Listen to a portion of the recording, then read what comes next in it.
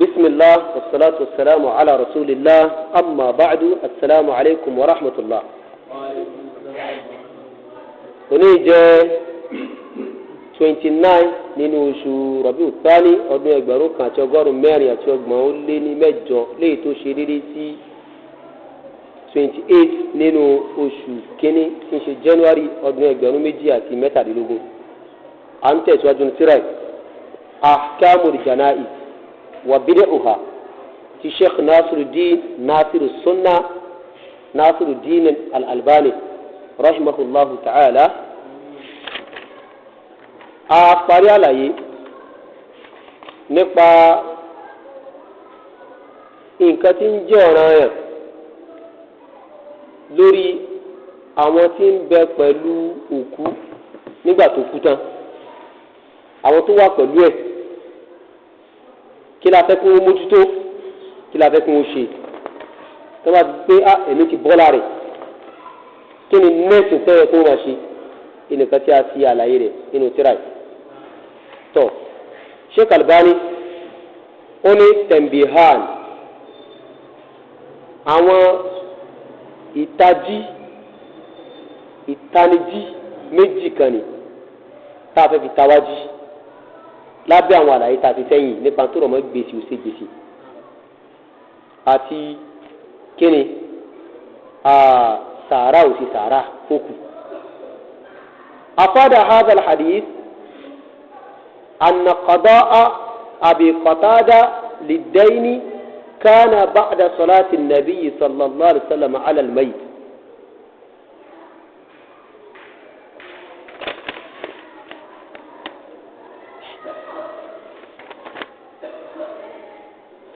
Again, well,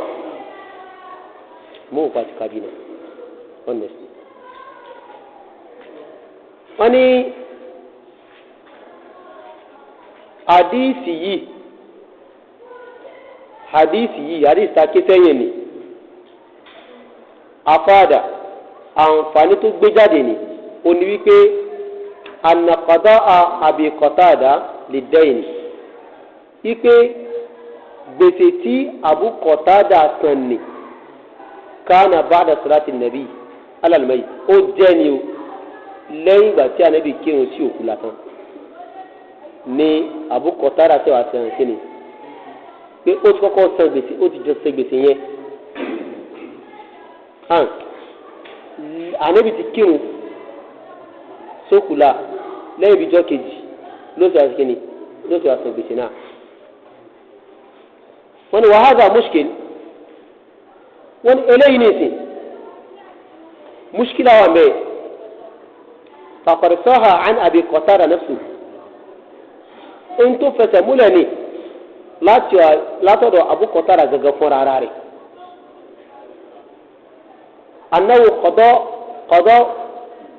annahu qadaha qabla as-salah ike gbèsè yẹn síwájú ìrun ni. síwájú òun ẹni gbèsè yẹn tẹ́lẹ̀ kama sayati zikiruhu fil mas'ala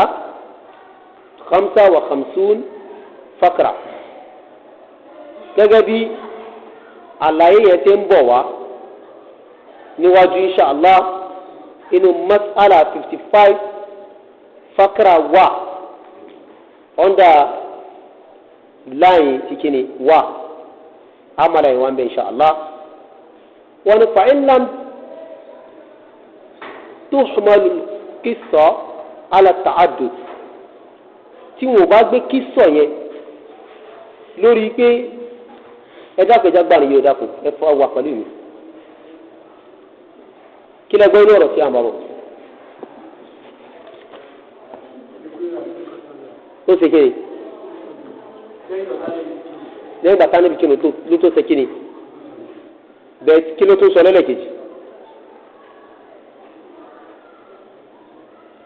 kí ló tó sọ kí ni opposite nìkan tó sọ ẹ̀rì ní o sọ pé tí a bá ti ṣe kára ẹ mọ̀ mí sọ pé ẹ wá pẹ̀lú yẹn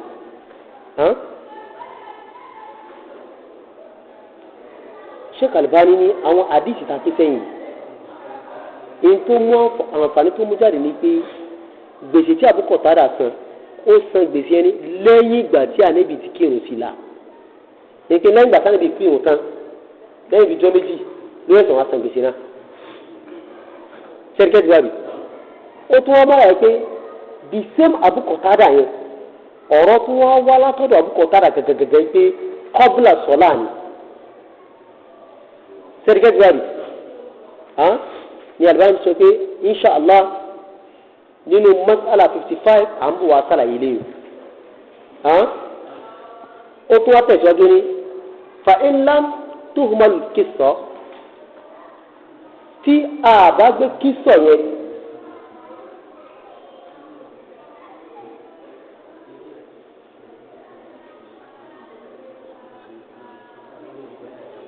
naam ẹni ó ní tí a bá gbé qissa yìí ọ̀rọ̀ tó ṣẹlẹ̀ yìí tá a bá gbé tá a bá tú ká gbé sórí wípé àtàádùn ni ọ̀rọ̀ yẹn tó rìpìtì ààrẹ ni wípé Abu Qatada ó san onígbèsè míì tó ó san gbèsè kan bífọ́ ká níbi òtó kírun sí la ó dẹ̀ san míì lẹ́yìn ìgbà sáyẹ̀rì kí n tá a bá mú báwọn. for the words Abu Qatada asahu min hadith Jabir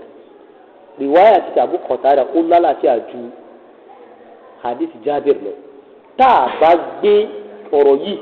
wípé ó rí pìtà rẹ̀ ni ẹ̀ẹ̀mejì ló ṣẹlẹ̀ lápẹjù yìí látọwọ́ Abu Qatada tá a bá mú báwọn ẹgbẹ́ ti báwọn tó a sọ wípé riwaya ti Abu Qatada asah ó lálàáfíà ju riwaya ti tani lọ ti Jabir lọ kí ni di lè ana fihi torí pé ń bẹ nínú títí Abu Qatada Abdullah bin Muhammad bin Aqil and ń bẹ nínú títí Jabir afwan riwayat Jabir ń bẹ nínú rẹ̀ Abdullah bin Muhammad bin Aqil wa fihi kala àwọn olùmọ̀ wọ́n sọ̀rọ̀ nípa ẹni yìí táyà tẹ́ bá gbọ́ táwọn afẹ́ni àdìsí sọ pé lágbájá fihi kala tọ́ ẹni ń tọ̀ ó ní problem kala nìyẹn o tó fi já sí pé àdìsí rẹ̀ ó máa mẹ́hẹ̀ẹ́ ẹni yìí ń bẹ ní riwayat Jabir wa huwa hasan al-hadith fima lam yukhalif fihi wọ́n ní hadith Jabir fi hasan ni nǹkan tí ó sì yapa ń bẹ wa amma ma al-mukhalafa àmọ́ pẹ̀lú ìyapa falaysa bi hujja kìí ṣe kò sí hujja ń bẹ wallahu a'lam ṣẹ́gẹ́ sọ̀rọ̀ tá a bá sọ ọ̀rọ̀ afá fún kílẹ̀ tiwa tá a bá mú kíso yìí nítorí sọ̀rọ̀ sí Jabir Abu Qatada yìí tá a bá mú níbi pé ó rí píkì rẹ̀ ni pé ẹyọ kan náà ni ok riwaya ti Jabir àti ti Abu Qatada ó wà asah ju ti tani lọ Jabir lọ kódà pé riwaya ti Jabir ó ń tọ́ka sí wípé kọ́bùlà ni riwaya ti Qatada ó ń tọ́ka sí kiri báàdà ni tá a bá ti mú nínú pé kí sọ ẹ̀rí pìtà rẹ̀ pé òkú méjì ni tó a sọ pé títí Abu Qatada wà asọ́hù ju tani lọ èwo ni ti Abu Qatada yẹn ó san kọ́bùlà ní àbí báàdà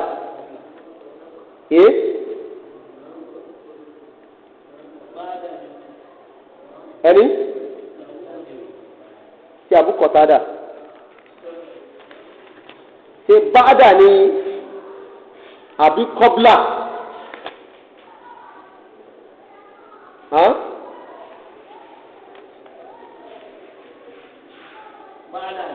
báàdà ni bá ṣe ti rí bẹ́ẹ̀ kí wọ́n yí.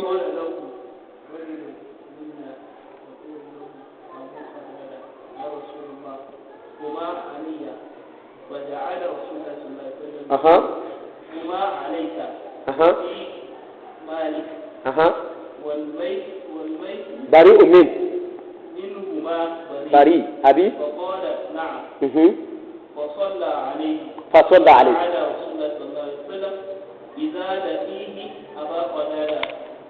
يقول أوتما تيجي بعدني في أبو قتادة لين الأصح lẹ́yìn ìgbà táwọn ibi kírun sí la ló tó ti san gbèsè náà àmọ́ ti Jábìrì tọ́ka pé kọ́bùlà ni làbá sọ pé tá a bá mú kí sọ yìí ni pé ó rí pìtà rẹ̀ a sọ yìí pé títí Abu Qatada asọ́hùn min hadith Jábìrì torí pé ilà tí mi bí hadith Jábìrì ni ẹgẹ́ Jábìrì èyí ló bá wọn. tẹ́ńbíyà náà kejì afáàdà azil ahadith àwọn hadith yìí lápapọ̀ wọn bẹ́ẹ̀ àti Jábìrì àti ti Qatada àti bẹ́ẹ̀ bẹ́ẹ̀ lọ àǹfààní tí wọ́n ń fún wa ní anal mayi wípé òkú yẹn tẹ̀sí obì qada ìdẹ́yìn àná ìmọ̀ ń ṣàǹfààní pẹ̀lú kí wọ́n bá san gbèsè déédéé ni ẹni tó jẹ́ ẹ̀jẹ̀ rẹ̀ abẹ́ntí ìjẹ́jẹ̀ rẹ̀ ó lè bá san gbèsè rẹ̀ yóò ṣàǹfààní fún un. walau kana min ghairi waladihi kọ́dà kó jẹ́ pé ẹni tó san gbèsè yẹn kìí ṣe ọmọ rẹ̀ ẹnu bí ìdí tí òbí ẹ̀ bá tán wọ́n sàjọjọ́ mùsùlùmí kan náà ni. wa anna al-qada' yarfa'u al-'adhab an sísan gbèsè yẹn máa ń gbé yàtọ̀ fún òkú. fa hiya min jumlati al-mukhassasat wọ́n ní ọ̀rọ̀ yìí o ń bẹ́nu jumla àpapọ̀ mukhassasat lè umum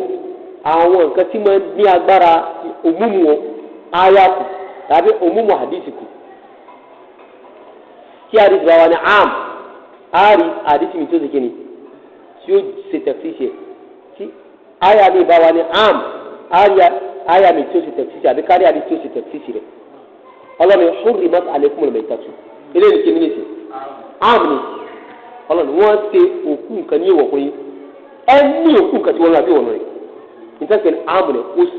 ṣé òkúta ni òkú bẹ́tẹ̀ nǹkan ni tó èyí kéye òkú bẹ́tẹ̀ nǹkan haramu ni kò sí òkú bẹ́tẹ̀ nǹkan tí wọ́n rẹ̀ ó ti di haramu nítorí àmì rẹ̀ awárí àdìsí tó ṣe tẹ̀sí tó wá dín agbára àpapọ̀ ẹ̀kọ́ pé àwọn òkú bẹ́tẹ̀ nǹkan mí bẹ tó ṣe pé kò wọnú rẹ̀ bíi fàárà àti ẹja tẹ́ bá tó ti kú kalẹ̀ ẹ̀rí gbẹ́rẹ́ mọ́ jẹ́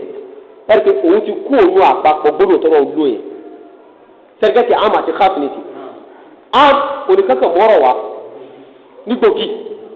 káf oníkí ọ̀rọ̀ mi ò wá dín kó wá yọ àwọn kankan kú òun bẹ́ẹ̀ kó ṣe ifis náà wọ àwọn kan pé àwọn eléyìí ò wọnú ọ̀rọ̀ yìí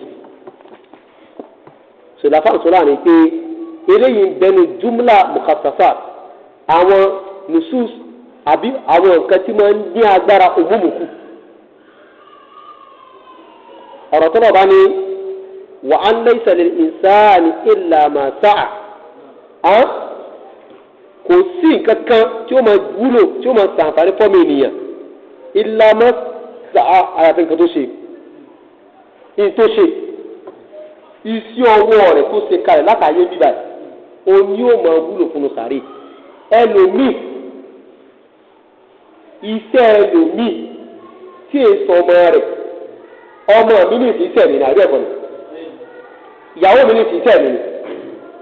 àbí ẹ̀kọ́ ni gbogbo tí o bá ti ṣe iṣẹ́ mi tí ń tọ̀ bá wá ṣe kankan fún mi torí pé kí ládàá rẹ ló bá mi kò lè bá mi because kì í ṣiṣẹ́ mi ọlọ́ni wa an laysa lil insan illa ma sa'a bẹ̀tẹ̀ wá rí pé jáde ó san gbèsè òkú kan léṣe èyí tàn ń wò lẹ̀ family ìtòkàndà wọn pọ̀ kó wà kékeré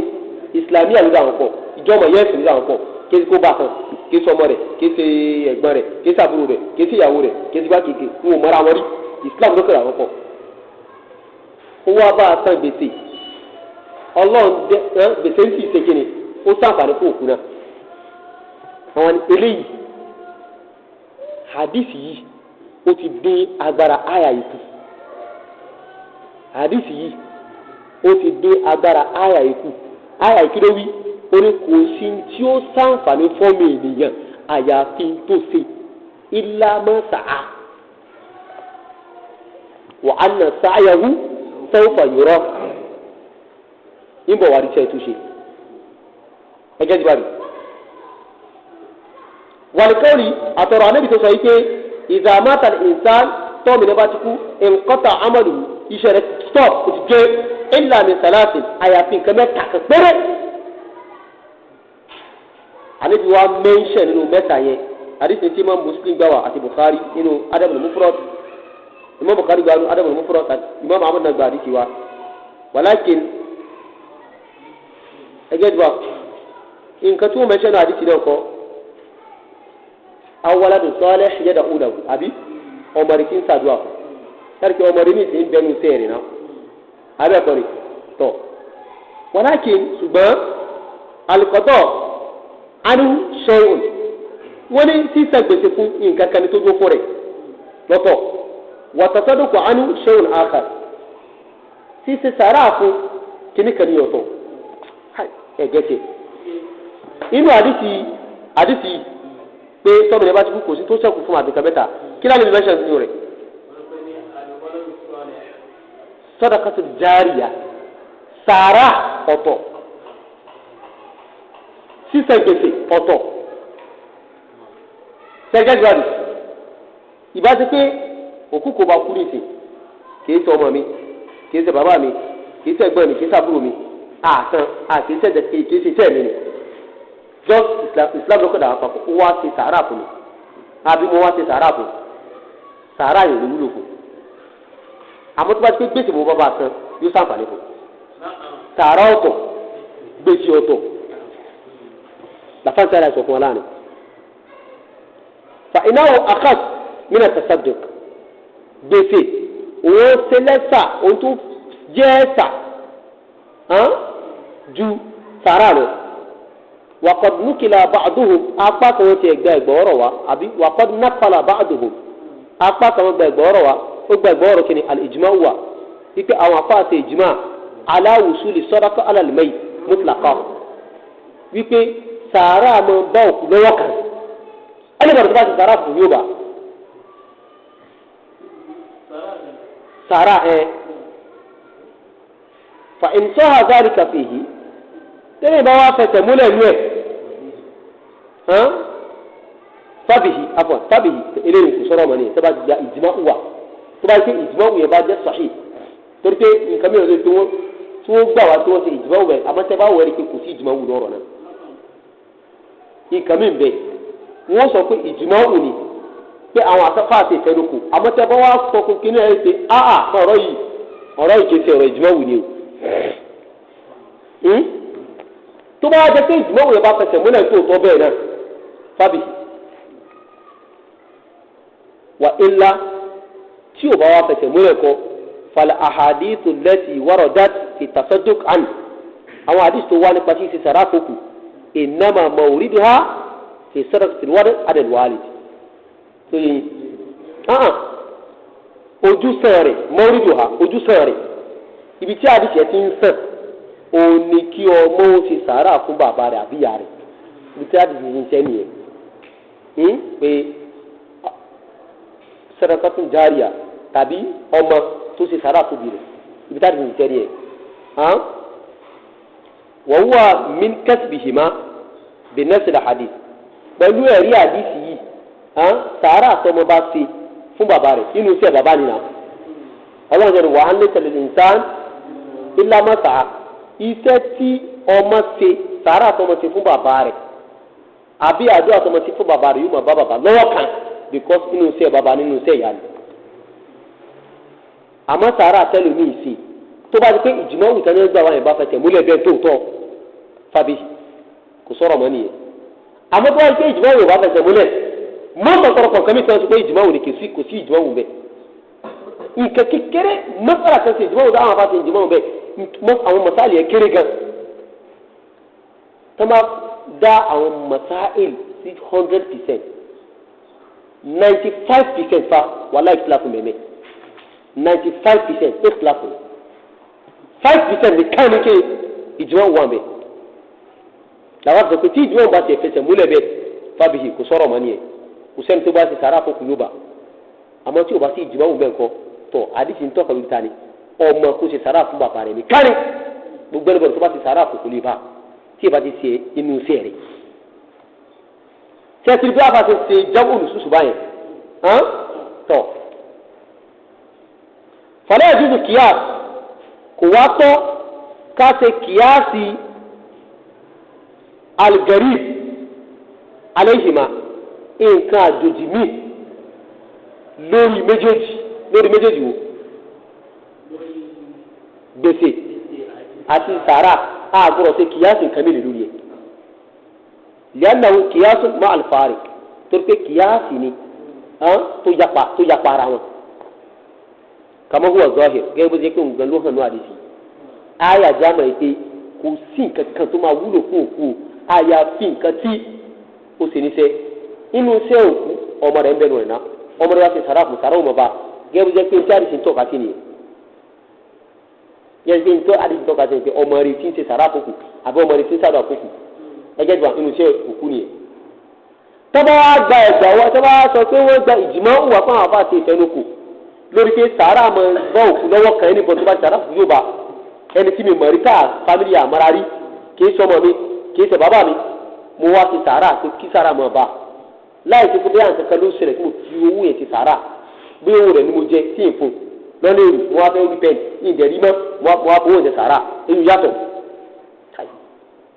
èyí yàtọ̀ síra wọn just like that lásán torí kó kàn jọmọ ìyá mi ní ẹ̀sìn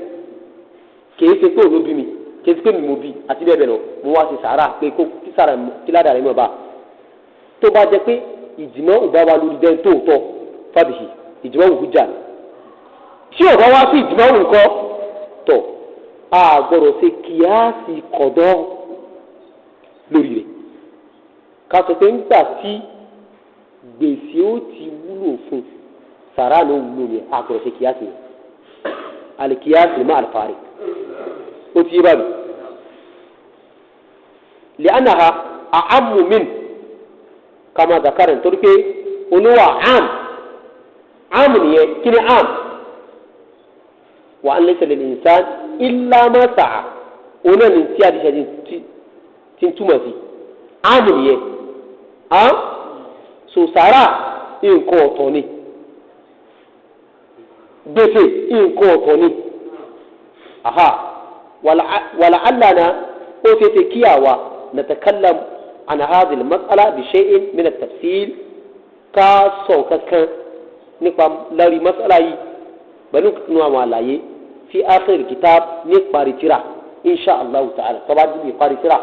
ó ṣe ṣe ká tó sọ̀rọ̀ lórí insha Allah ọ̀nà ti jìn o ọ̀nà jìn gan ṣé ibi tí a ti ń dákú dájú yìí oṣù méjì àlè mọ́fọ́ kan síra yìí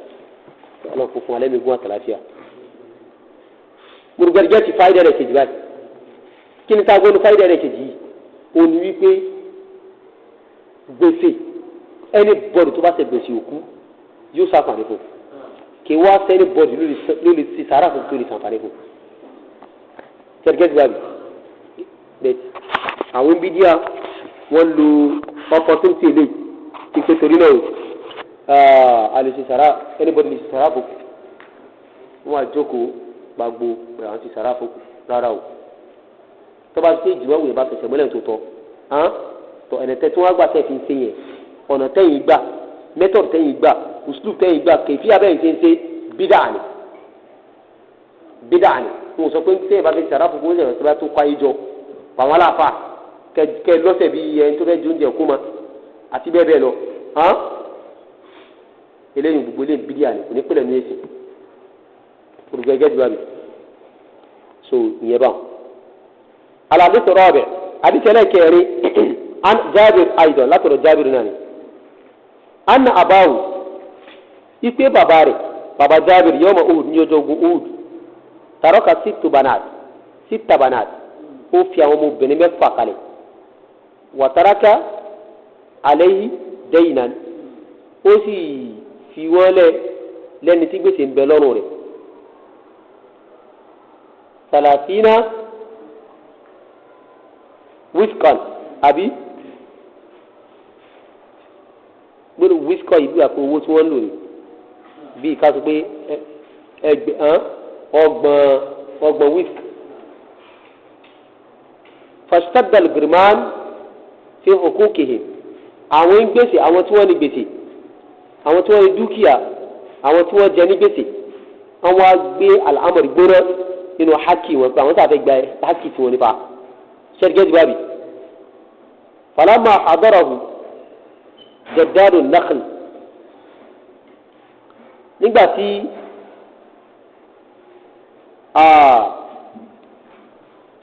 àwọn dẹ́bìnù tuntun tó bẹ̀rẹ̀ sí ní jáde jaddadu nakhl àwọn dẹ́bìnù tuntun tó bẹ̀rẹ̀ sí ní jáde tó gbé àwọn dẹ́bìnù ti jáde dáadáa because Jabir bàbá rẹ̀ ní oko dẹ́bìnù ọgbà dẹ́bìnù tó pọ̀ kan so gbàtí àwọn dẹ́bìnù yẹn wá jáde tó gbẹ ti yọ dáadáa tó wà ní tútù rẹ̀ nda ataitu Rasulullah sallallahu alaihi wasallam oni mo lọ sọ́dọ̀ jẹ́ nabi Muhammad fakultu mo wá sọ pé ya Rasulullah irú ìṣọ́rọ̀ba qad alimta ìrẹ́nà mọ́ irú ìṣọ́rọ̀ba pé anna walidi pé bàbá mi istashhada yawma Uhud ó ṣe ṣahada ní ojú ogun Uhud ó ṣe ṣahada lójú ogun Uhud wa taraka ó dẹ̀ fi dúkìá lẹ̀ wa alayhi daynan kathira gbèsè tó sì pọ̀ ló wà lọ́wọ́ rẹ̀ wa inni uhibbu an yaraka al-ghurama èmi sì nífẹ̀ẹ́ sí kí àwọn tí bàbá mi jẹ gbèsè kí wọ́n rí ọ mo nífẹ̀ẹ́ sí báwọn kí àwọn tí bàbá mi jẹ ní gbèsè àwọn tí bàbá mi ó san gbèsè fún kí wọ́n fojú kọ̀ ẹgẹ́ dùn àbí qala Jabir wa ni àlebi yà sọ fún pé izhab fàákìnì fàbáyìdìr kulla tamr ala hidda lọ́kọ́lọ́kọ́ gbogbo dẹ́bìnú jọ kó gbogbo dẹ́bìnú sórí àpò rẹ̀ sẹ́díkẹ́tì bábí sínú ìdí rẹ̀ kò di ní àpò káwọ́ iye àpò mélòó láàrin rẹ̀ ẹgẹ́ bábí fafa'altu Jabir ni mo wá sí kíni mo wá ṣe intanẹti ní kése thumma da'awtu lẹ́nu mo wá pé ànábì mo lọ bá sàlàyé fún pẹ́tọ́ mo ti ṣe fagada alayna hina asbaha no thumma da'awtu lẹ́nu mo wá pé gbogbo àwọn tí wọ́n ṣí àṣà gbèsè fún mo wá pé gbogbo wọn fagada alayna bí gbogbo wọn ti mọ́jú gbogbo wọn mọ́jú wá sọ́dọ̀ wa ní àṣùbà wọ́n tètè mọ́jú wá wọ́n wá ní àtẹ̀mọ́júmọ́ ní ẹ̀sẹ̀ gẹ́gẹ́ bí wọ́n tètè jí wá falama nazaru ilayhi ẹgẹ́ bí falama nazaru ilayhi nígbà tí wọ́n wo aniya Muhammad ughirru bihi tilka sa'a ughirru bihi abi ughirru bi tilka sa'a mo ní àsìkò yẹn mo wo kékeré gbọ́nà mo fojú kéré àwọn kìnìún ẹ̀ pété kìnìún iṣẹ́ gbèsè tí yóò ṣe gbogbo gbèsè tán báyìí gbọ́nà àwọn tí wọ́n jí bàbá mi jẹ gbèsè wọ́n yapa gan débìlì tó dé wà lẹ́wọ̀ ṣe kìnìún kò kéré kò tó nǹkan wọn kò ṣe gbèsè yìí sáàrí gbèsè yìí tán san pẹ̀lú ọwọ́ tó wà lẹ́yìn kí a ló ṣẹlẹ̀ falamma ra'a ma yasna'un nígbà tí a níbi rí bí àwọn ènìyàn ṣe ń ṣe ẹgẹ́dùá nípa pé gbèsè wa irú reality wọn ìṣesí wọn jẹ́ sáré náà sì rí pé n tó wà lẹ́yìn kéré ẹgẹ́sẹ̀ kí a níbi ṣe àtọ́fà hawla a'damaha baydaran salasa àníbi wá yí ní hawla a'damaha lẹ́gbẹ̀ẹ́ àpò tó fi ń tóbi jù ẹgbọ́ àpò tó fi ń tóbi jù ní àpò yẹn àníbi wá ó sì tàwáfù yẹn mánà ó rọ́ọ̀kì ó yípo rẹ̀ ó yípo rẹ̀ lẹ́ẹ̀mẹ́ta wada'a fi tamariha bil baraka ó wá ṣàdúà sí àwọn èso yẹn àwọn dàbínù yẹn ó tọrọ àlùbáríkà sí thumma jala alayhi lẹ́yìn náà ànábì jalasa alayhi ó wá jókòó sórí ẹ̀ bàtà níbi tí ó gbélé tó ṣàdúà tó wá jókòó sórí ẹ̀ sórí àpò yẹn thumma qala lẹ́yìn ànábì aṣọ yìí pé ud'u ashaba ìrẹ́ jáde ó yà pé àwọn ìrẹ́ wa gbọ́n ìrẹ́ wa fama zala yakilu lahu ànábì yóò yẹ kó gbó lẹ́ni tí ń wọ̀n fún wọn ń sàn wọ̀n fún wọn alájì lágbájá alájì tàmọ́dọ̀ alájì làkàṣègbè alájì gbá alájì àwo alájì bàbá àtàsùn ẹ̀yẹ ọmọ bọ́ ọmọ gbá pé wá ẹ̀yẹ ọmọ wọn fún wọn. hatta adallahu amana wàlídì hàtọ́rọ̀ gba tó bá mi san gbèsè bàbá mi tó fi amana ti ń bẹ lọ́rùn bàbá mi tọ́rọ̀ fi bá mi yanjú rẹ̀. ẹgẹ́ dùn àwọn. àfáàyè ìtumọ̀ rẹ̀ ni pé wasiyatuhu iyahu bi qada'i dayni an yẹri pé wasiya tí ń bẹ lọ́rùn amana wasiya tí bàbá mi gbé lé mi lọ́rùn ní tí n bá fún ọmọ mi ẹni pé ń gbà àkàtẹ́yìn pé ń gbà tẹ́tẹ́ lọ sójú ogun Badr ń sọ fún pé ilé ọmọ mi wọ́n dà pé èmi ni wọ́n kọ́ pa lójú ogun gbèsè tí ń bẹ lọ́rùn mi bá mi sàwọn gbèsè yìí amana gbèsè ọlọ́run tí bàbá ti sọ fún yẹn wasiya ti sọ fún kalẹ̀ nígbà ìsàn ìgbésẹ̀ ọlọ́run wa ní kó rí san ẹgẹ́ dùbàbí so wa ana wallahi radin an yu'addi Allahu amanatahu walidi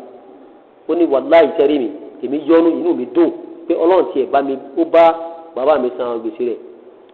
àmánà tó bẹ̀ kó wà lọ́rùn mi ó ṣe kíni ó ti kú inú mi dùn gan. wàlà arji'u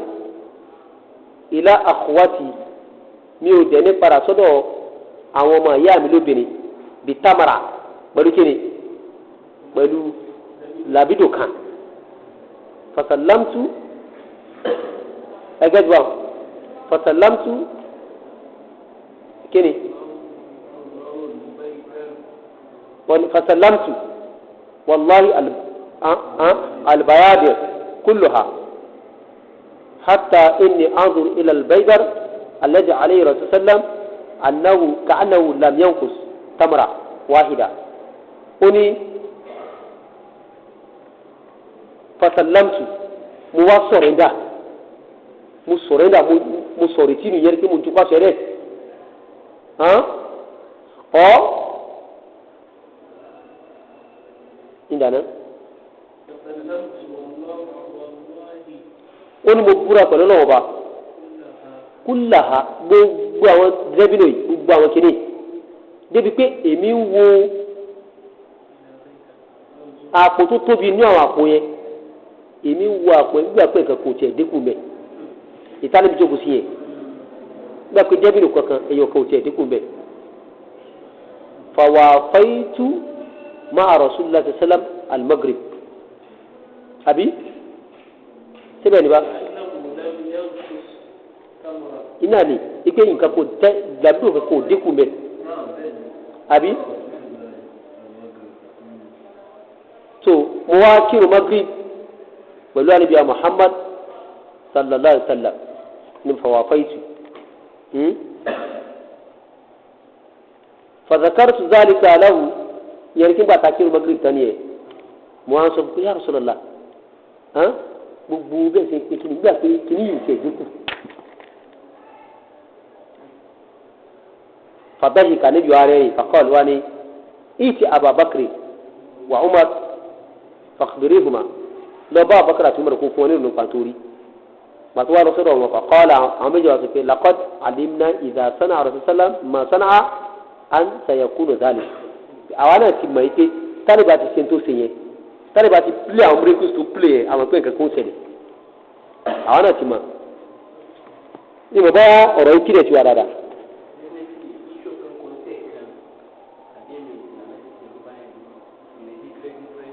bẹ́ẹ̀ni èmi bẹ̀ ti omi ni omi bẹ̀rẹ̀ fún jáde lọ́wọ́ àná ẹgẹ́ ju àwọn sọ̀tà fẹ́ni láàrin yìí òní wípé eré ń tọ́ka lórí mùjíza níbi wa Muhammad sallallahu alaihi wa sallam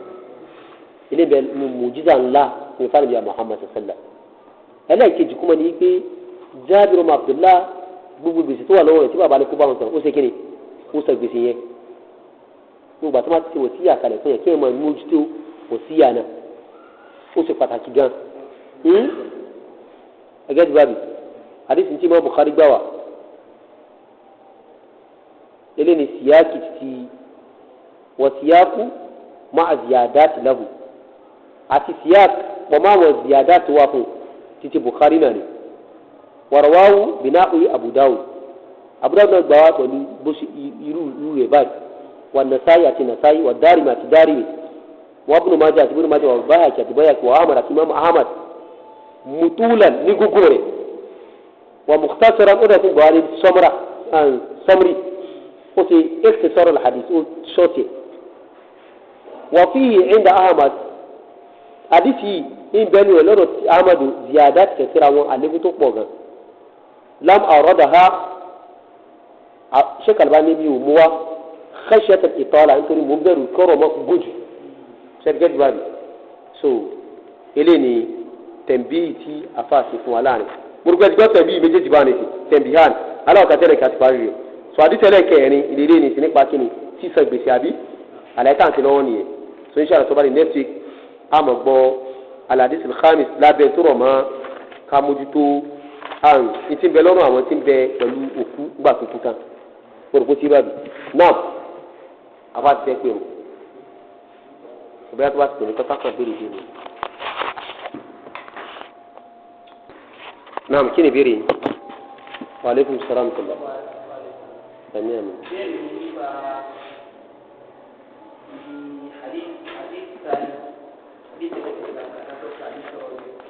ẹlẹ́kẹ̀ẹ́ ni bá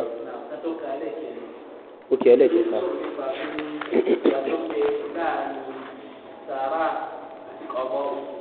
fáyidà ẹlẹ́kẹ̀ẹ́ jìbí àbí tẹ̀m̀bí ẹlẹ́kẹ̀ẹ́ ká fà mú fún wa.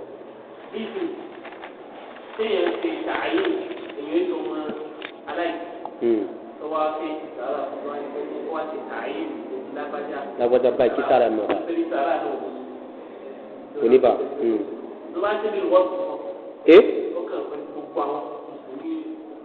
alal umum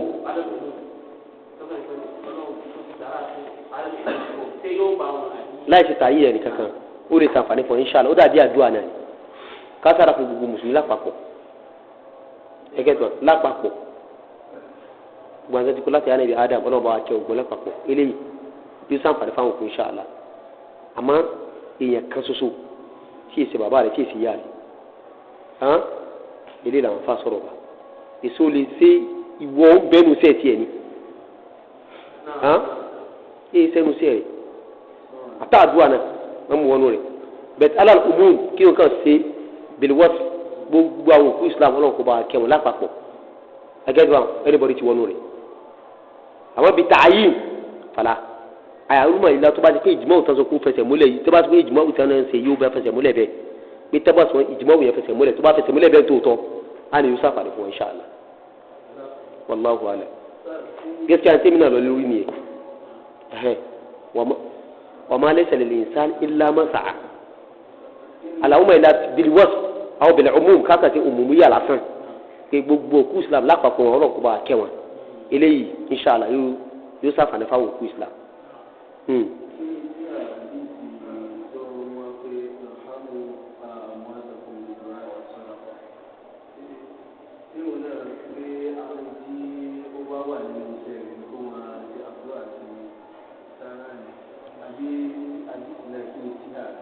irhamu wọ́n mú wá ní umumu ni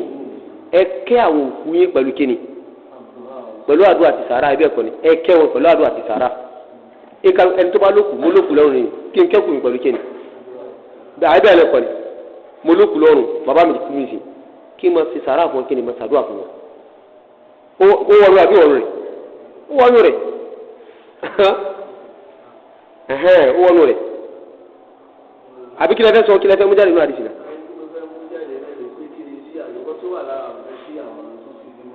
sọ́mọ fi mẹ́rin wa so ina da lafiya sai ne lamu jáde en kálukú ke okure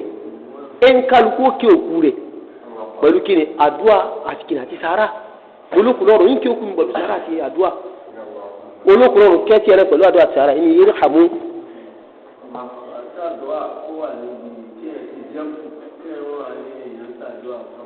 mo de ke ba se sìnkú tán ní ìsìn báyìí àbí ẹ̀rí pé àtẹni tó jẹ́ mọ̀lẹ́bí rẹ̀ àtẹni tí ń ṣe mọ̀lẹ́bí rẹ̀ àtẹni tó jọmọ àtẹni tí ń sọmọ gbogbo aláti kìíní alẹ́bìnrin ẹ tọrọ àforíjì fókù yín torí pé òun ní ìsìn wọn mọ̀ sí kìíní wọn mọ̀ béèrè lọ́wọ́ rẹ̀ tẹ̀rẹ́gẹ́ ti bá bì tọ̀ ilé náà ẹ̀rí pé lẹ́yìn ìsìn tààyè náà nìkan ní ìsìn Allahumma ighfir lahu warhamhu àti bẹ́ẹ̀ bẹ́ẹ̀ lọ àdúrà láti bàbá àbí nǹkan eléyìí yóò sábà dáhùn àbí òní sábà nìkan eléyìí náà bẹnu hujja àwọn tó wọ pé a lè ṣe àdúrà yẹn fún anybody náà. ẹni. ibo. iná ni mo sọ sẹ́ èyí ní sìn ká sọ nígbà tí wọ́n bá ṣẹ̀ṣẹ̀ kú tán. istakbiru li akhikum. wọ́n ṣẹ̀ṣẹ̀ kú tán ní sìn ní tí o gbóhùn sí ni ní kálukú sàdúrà fún ẹgẹ́ ti wá bi aha wallahu a'lam náà ṣé wọ́n jáde nàbọ̀ wà ní.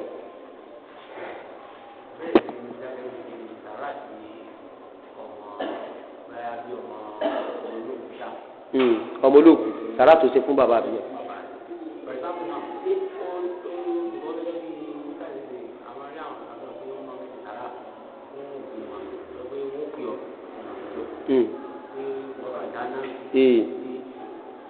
Apart from the way we dájọ́ sí mi, ẹni ní ìdájọ́ sí mi, ó kò lè sára pa wọn. Náà. Ó sì fi àwọn pé ẹ wá jẹun. Síbi tí sára bá wọn tó tọ́ àwọn tí sára bá wọn sọ. Ìtí ìlà tó wà bẹ̀rẹ̀ ni pé fífọjọ́ sí yẹn ìlà ni n ò fọjọ́ sí pé ìjọba yìí o tó bá ti yí kò mọ láti kiri mọ láti kò sí yìí bẹ́ẹ̀. Mo kàn wó pé ó dà pé mo ní change kan lọ jẹ́ ń dáná kí wọ́n á gbé lọ fáwọn aláìní àwọn àlùmọ́jìrì bí pẹ̀lú àlẹ́ kejì sára kó mọ̀ bá wọn ṣẹ́rgẹ́dùbà eléyìí sí lè fi mbẹ́ àbí ilé náà ni mo wà mo wá pé àwọn èèyàn wá pé mo yẹn kàn wá jẹ lìyáfà bẹ̀tẹ̀ pẹ̀lú kọ́ra mo lè mọ̀ sọ fún ọ pé àníyàn tó mo ṣe ni mo lè mọ̀ sọ fún ọ èmi mo mọ àníyàn tó mo fi sí ṣẹ́gẹ́dùbà mi eléyìí sí lè fi mbẹ́ ṣẹ́gẹ́dùbà àmọ́ káàsì máa pé àwọn aláàfà káwọn ṣe máa jókòó máa eré ìgbògbólé àwọn afá sọ pé eléyìí kò fò ṣẹ́gẹ́dùbà mi wallahu a'lam subhanakallahumma hamdik shara la ilaha illa anta astaghfiruka wa atubu ilayk.